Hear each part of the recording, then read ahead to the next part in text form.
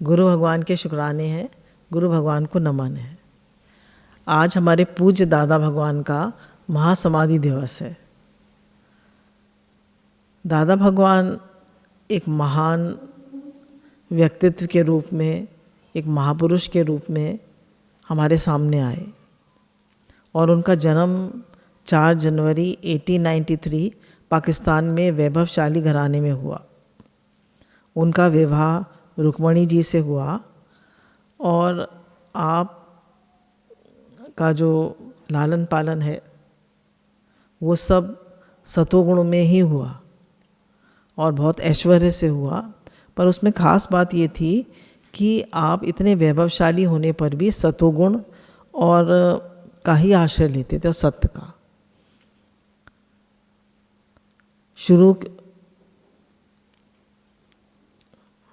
फिर उनको बिजनेस में भारी लॉस हुआ और वो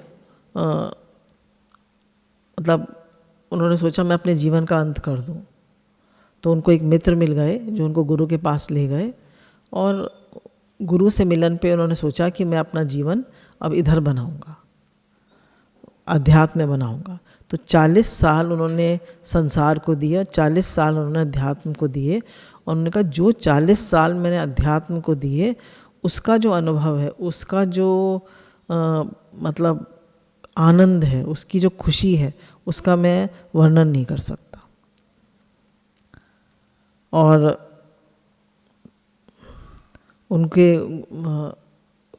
जब उन्होंने निश्चय किया कि मुझे ज्ञान में लगना है तो गुरु का साथ तो उन्हें सिर्फ 6 महीने मिला, बाकी 10 साल उन्होंने खुद ज्ञान की पुस्तकों का अध्ययन किया और अपने नोट्स बनाए। उनकी शिक्षा जो है वो अंग्रेजी में और हिंदी में हुई थी और उन्होंने बताया था कि तुम स्त्रियों में ज्ञान बांटो, क्योंकि उस समय स्त्रियों की जो दशा थी वो बहुत शोचनीय थी। वो बहुत दुखी थी, पीड़ित थी। अक्सर उनके पति लोग जो थे विदेश चले जाते थे और वो अकेली रह जाती थी और बहुत परेशान होती थी। तो दादा भगवान ने जब ये ज्ञान उनको दिया तो उनको बहुत राहत मिली। दादा भगवान जो थे वो कुछ बातें हम लोगों से विशेष अपने प्रेमियों से कहा करते थे जो आज भी हम लोगों को बहुत अच्छी लगती हैं कि man is 98% mental and 2% physical. जैसे लोग उनसे पूछते थे दादाजी आप कैसे हैं, क्योंकि अंत में वो 5 साल काफ़ी बीमार रहे। तो वो कहते थे कि आई एम लोग पूछते दादाजी हाउ आर यू, तो कहते थे बेटर देन यू। वो कभी अपने को बीमार नहीं मानते थे। डॉक्टर के पास उनकी प्रेमी शांता जी ले जाती थी तो पूछती थी कि दादाजी मतलब उनका हाल बताइए, अपना हाल बताइए। तो कहते थे इनसे पूछिए क्यों लाई, मैं तो बिल्कुल ठीक हूँ। तो उन्होंने कभी अपने को शरीर माना ही नहीं। और उनसे लोग पूछते कि वेदांत के बारे में आपका क्या वो है, मतलब क्या वो है, आपकी क्या राय है। तो वो कहते थे philosophy means a balance life, मतलब जीवन में आपके एक बैलेंस होना चाहिए। हमारा जीवन, या तो बहुत से लोग क्या करते हैं कि पूरा जीवन लोग पैसा कमाते हैं तो पैसा कमाने में ही लग जाते हैं, कुछ लोग खाने पीने में लगते हैं तो उसी में लग जाते हैं। दादा भगवान ने कहा एक बैलेंस लाइफ, जो ज्ञान में लगा है, जो गृहस्थ आश्रम में है, उसकी लाइफ बैलेंस्ड होनी चाहिए। उसके सारे जोन्स, उसका सब कुछ बैलेंस्ड होना चाहिए और उसका मेन लक्ष्य परमात्मा होना चाहिए। फिर उनकी एक बहुत इम्पोर्टेंट पॉइंट थी नो टेंशन बट अटेंशन। वो कहा करते थे कि टेंशन नहीं करनी है, जाग के रहना है। टेंशन करनी क्या बात है, जाग के रहो, सतर्क रहो, जागरूक रहो। एक बार उनकी एक किसी बहू ने पूछा कि आपके जो ससुर थे, बहू से पूछा कि आपके ससुर जो थे वो तो हीरों के व्यापारी थे, आपको तो बहुत हीरे दे गए होंगे। उन्होंने कहा मुझे बहुत सारे अध्यात्म के अनमोल हीरे वो दे गए। तो उनका जो प्रेम था, उनकी जो खुशबू थी, वो सब प्रेमियों में फैली और लोगों ने देखा कि कितने वो निष्कामी थे। वो जैसे वो अपने प्रेमियों को ले जाया करते थे, एक बंगला कर लिया करते थे माथेरान में, जो कि मुंबई के पास एक हिल स्टेशन है, और वहाँ पे पूरा बिल खुद देते थे और लोगों को बुला लेते थे। लोग आते रहते थे और जाते रहते थे 10-10 दिन के लिए, 20-20 दिन के लिए, और उनको ज्ञान पक्का कराते थे। सुबह से लेकर रात तक ज्ञान पक्का कराते थे। इतना उन्हें शौक़ था और इतनी लगन थी और इतना उत्साह था और इतना प्रेम था कि वो देखने लायक था। और उनका जीवन पूर्ण निष्कामी था। उन्हें किसी से कुछ नहीं चाहिए था। बस कहते थे, लोगों ने उनसे कहा कि हमने दादाजी इतनी मेहनत करी है, हमने आपसे ज्ञान लिया है, तो हम आपको क्या दे सकते हैं। उन्होंने कहा, जैसे एक लड़की को ब्याह देते हैं तो उसके घर का पानी भी नहीं पीते हैं, ऐसे ही मैं जिसको ज्ञान दूंगा तो उससे मैं कुछ नहीं लूँगा। जैसे धूप, हवा और पानी फ्री मिलते हैं, ऐसे ही ज्ञान भी मैं फ्री दूंगा। क्योंकि धूप, हवा और पानी ये हमारे लिए ज़िंदगी के लिए सबसे अहम है, ऐसे उतना ही अहम ये ज्ञान भी है। फिर दादा भगवान जो थे, उनका जीवन बीता तो करीब 85 साल के हो गए थे, और उनको ऐसा लगा कि उनके एक बहुत प्रेमी शिष्य थे हल्द्वानी में, माखी जानी, डॉक्टर माखी जानी, इनकी 5 बेटियां आज भी ज्ञान में लगी हुई हैं। तो वो उनको हल्द्वानी बुला रहे हैं। तो वो बम्बई से काफ़ी दिन लखनऊ रहे। लखनऊ में गीता भगवान का विवाह हुआ था, उनकी बेटी, और वहाँ से वो हल्द्वानी गए। और हल्द्वानी में उनका स्वास्थ्य काफ़ी ख़राब हो गया और उनको समाधि की हालत में, मतलब कोमा में, ट्रेन से लाया गया और सीधे हॉस्पिटल ले जाया गया। तो 29 अप्रैल 1975 मंगलवार प्रातः 9:05 पर अपनी जीवन लीला समेट ली। देवताओं ने फूलों की वर्षा कर और प्रेमियों ने आंसुओं से आपको विदाई दी। अब उनके जीवन की कुछ बातें जो वो जिज्ञासुओं के लिए कहा करते थे, वो हम लोग विचार करते हैं। वो कहते थे कि जीवन में असफलता का मुख्य कारण है धीरज की कमी का होना। अतः हमेशा पेशेंस रखनी चाहिए, धीरज रखना चाहिए। हम लोग बहुत जल्दी रिएक्ट कर जाते हैं, बहुत जल्दी परेशान हो जाते हैं, टेंशन कर लेते हैं, ज़रा वेट नहीं कर सकते। मतलब, और जीवन में भी कोई भी कार्य कर रहे हैं, भगवान में भी लगे हैं, बिजनेस में भी लगे हैं, कहीं भी लगे हैं, तो धीरज रखना चाहिए। माली सींचे 9 घड़े ऋतु आए फल होए। तो धीरे धीरे मना सब काम हुए। तो धीरे धीरे ही सब काम होते हैं, एकदम कोई काम नहीं होता। A journey of 1000 miles begins with a single step. तो बहुत धीरज होना चाहिए हमारे जीवन में। तो कहते थे कि अतः अपने में धीरज, साहस और विश्वास भरो। ये उन्होंने जिज्ञासुओं के लिए पॉइंट्स बताए कि जीवन में धीरज हो, साहस हो। एक अध्यात्म के जिज्ञासु के अंदर साहस बहुत होना चाहिए। साहस मतलब he should be very brave, डरपोक नहीं होना चाहिए। कोई ज़रा सी बात हो गई, डर गए। दादाजी कहा करते थे कि साहस होना चाहिए जीवन में। हिम्मत मर्दा तो मदद खुदा। God helps those who help themselves.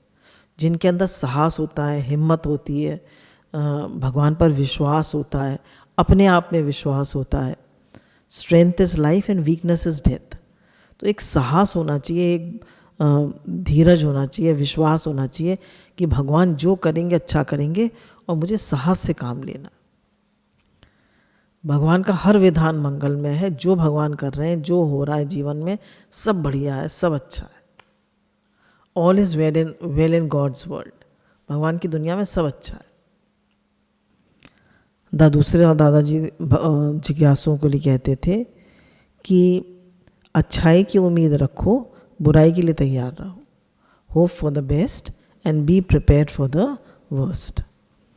जैसे आजकल कोरोना वायरस का चल रहा है, तो हम लोग भाई अगर बेस्ट सोचें तो कितनी प्रकृति साफ़ हो गई है, कितना ओजोन लेयर हील हो गई है। जो सालों सालों में लोग नहीं कर पाते वो सब भगवान ने मिनटों, एक दो महीने में करा दिया।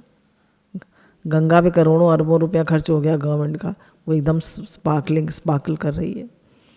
तो कुछ भी गलत नहीं होता। अब गलत हम लोग कहेंगे वर्स क्या है, इतने लोगों की मृत्यु हो रही है, इतने लोगों को कष्ट हो रहा है।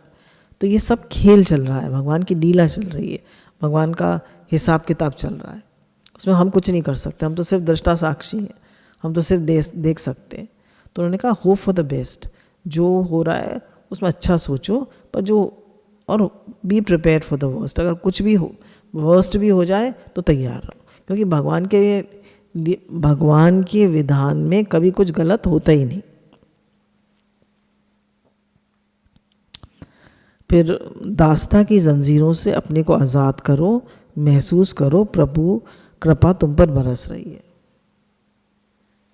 उन्होंने कहा दास्ता की मतलब हम समझते हैं ना, मेरे अंदर तो बड़े विषय विकार हैं, मेरे अंदर तो बड़ी कमियां हैं।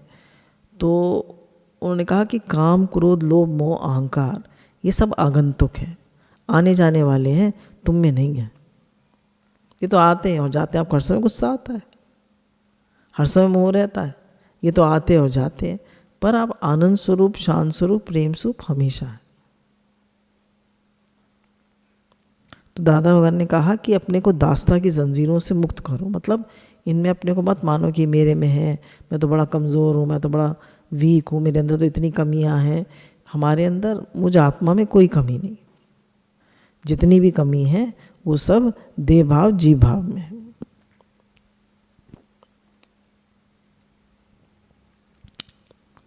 अपने भीतर से ये बात निकाल दो कि तुम पापी हो और तुम खुद को आज़ाद महसूस करो। तो मैं पापी हूँ, इस बात को निकाल दें हम अपने मन से। जैसे गुरु ने बताया कि पाप क्या है, अपने आप को भूलना ही पाप है।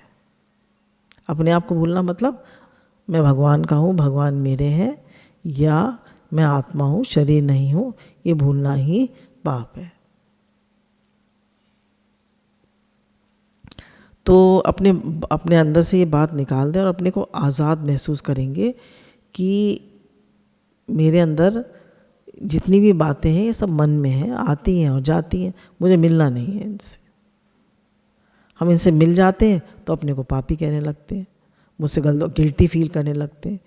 गिल्ट, क्रिटिसिज्म एंड रिजेंटमेंट ये हमको एकदम नीचे गिरा देती है। और अगर ये हम अपने अंदर बिल्कुल ना माने, हम सिर्फ भगवत भाव में रहें, शुक्रानों में रहें, प्रेम में रहें, तो जीवन में आनंद ही आनंद है। एक दादा भगवान ने बहुत अच्छी बात कही कि आत्मनिर्भर होकर स्वयं कार्य करने की आदत डालो। कार्य करो जैसे राजकुमार फुटबॉल खेलता है। तो उन्होंने कहा कि अपने आप काम करने की आदत डालो, दूसरे सेवा करें, दूसरे ये करें, दूसरे वो करें। तो उससे क्या होता है, हम बहुत निर्भर हो जाते हैं दूसरों पे और काफ़ी चिड़चिड़ाते हैं, काफ़ी गुस्सा आता है हमें। अपने आप हम एक गिलास पानी भी नहीं ले सकते, अपने काम भी नहीं कर सकते। तो उन्होंने कहा आत्मनिर्भर रहो, अपना काम खुद करो और जो भी काम तुम कर रहे हो उसे एंजॉय करो। जैसे उनका एक राजकुमार या एक बच्चा फुटबॉल खेल कर आता है, बहुत बड़ा मैच है उसका, 3 घंटे का, 4 घंटे का, तो आकर वो क्या कहता है, मम्मी मैंने बहुत एंजॉय किया। क्या वो थक जाता है? तो दादा भगवान ने कहा कि जो भी काम करो उसे एक राजकुमार की तरह एंजॉय करके, खुश होकर, प्रेम से करो, भगवान का काम समझ के करो, सेवा समझ कर करो, उसमें थको नहीं, फ्रेश रहो। थोड़ा भी आदमी काम करता है तो थक जाता है, मैं तो बहुत थक गया, तो उन्होंने कहा बच्चा खेल कर आता है तो थक जाता है, वो तो फ्रेश रहता है, क्यों? उसने एंजॉय किया उसको। तो जब हम उसको बोझ मानकर करते हैं तो थक जाते हैं। तो उन्होंने कहा कि काम करने की आदत डालो और काम को बोझ मत समझो, उसको एंजॉय कर। जीवन में देने की कला सीखो। To live is to give. हमेशा हमें जो भी हमको मिला है भगवान से बार बार प्रार्थना करते रहें, हे नाथ मेरा तन मन धन सबकी सेवा में लगे। जो भी मेरा जीवन है वो सबके लिए हो, जो भी मेरे पास है वो सबको देने के लिए हो, मुझे अपने लिए कुछ नहीं चाहिए। हे नाथ, हे प्रभु, हे दीन दयाल, मुझे अपने लिए कुछ नहीं चाहिए। हमेशा देने की भावना रहे, लेने की भावना ना रहे। अपना दृष्टिकोण बदलो, आशावादी, प्रसन्नचित और प्रेम पूर्वक व्यवहार करो। तो उन्होंने कहा हमेशा पॉजिटिव एटीट्यूड रखो, आधा ग्लास खाली नहीं आधा ग्लास भरा देखो, आशावादी रहो, प्रसन्नचित रहो, हमेशा खुश रहो। क्योंकि दुखी होने की कोई बात है ही नहीं। फिर देखिए दुख तकलीफ तो जीवन में सबके आती और जाती है, दुख पहले आ जाए घबराना कैसे। तो अगर जो समझदार व्यक्ति है, गुरु का बच्चा है, गुरु के साथ रहता है, तो वो जानता है कि जो भी दुख सुख आते हैं ये सब प्रारब्ध अनुसार आते हैं और हर एक में भगवान की कृपा है। अगर दुख आ रहा है तो मेरे पाप कट रहे हैं, सुख आ रहा है तो मेरे पुण्य कट रहे हैं, तो वो हर बात में प्रसन्न रहता है, उसका मूड तो कभी ऑफ होता ही नहीं। दादा भगवान की पॉइंट है, मूड ऑफ तो लाइट ऑफ तो लाइफ ऑफ। तो मूड ऑफ तो कभी करना ही नहीं, हमेशा प्रसन्नचित, ऑलवेज हैप्पी, ऑलवेज स्माइलिंग। और प्रेम पूर्वक व्यवहार करो। और प्रेम हमारा अंदर से होना चाहिए, सब रूप में भगवान है, सब गोविंद है, सब गोविंद है, गोविंद बिन नहीं कोई। किसी की आलोचना मत करो, सुख दुख जो भी आए उसे स्वीकार करो।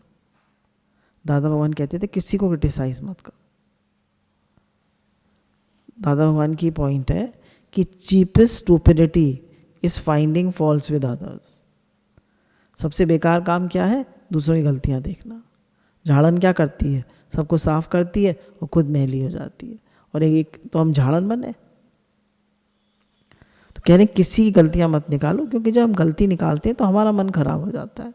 और जैसे एक बहुत अच्छी पॉइंट है कि हम किसी को बुरा मत देखें, बुरा मत समझें, बुरा मत बोलें और बुरा मत कहें।